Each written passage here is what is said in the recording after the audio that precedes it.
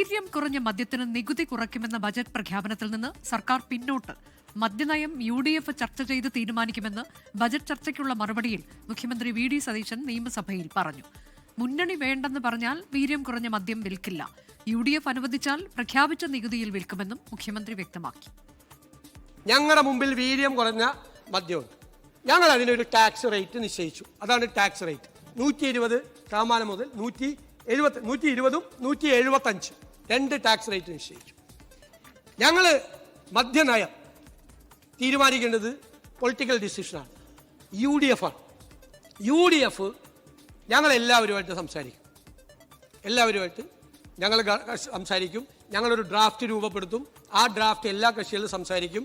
ഞങ്ങളൊരു തീരുമാനം എടുത്ത് നിങ്ങളെ പോലെ മദ്യനയത്തിന്റെ ഭാഗമാക്കി വീര്യം കുറഞ്ഞ മദ്യം കേരളത്തിൽ വിൽക്കണം എന്ന് UDF പോളിസി വന്നാൽ ഇതായിരിക്കും ടാക്സ്.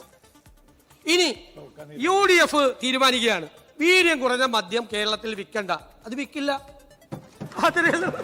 അത് പൊളിറ്റിക്കൽ ഡിസിഷനാണ്.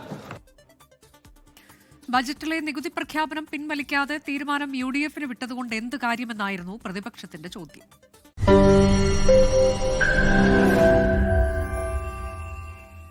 ലോകത്തെവിടെയായാലും ഏത് സമയത്തും 24 വാർത്തകളും ഓഗ്മെന്റഡ് റിയാലിറ്റി പാക്കേജുകളും എക്സ്പ്ലെയിനറുകളും വിശദമായി കാണാൻ ഞങ്ങളുടെ YouTube ചാനൽ നിങ്ങൾക്ക് സബ്സ്ക്രൈബ് ചെയ്യാം.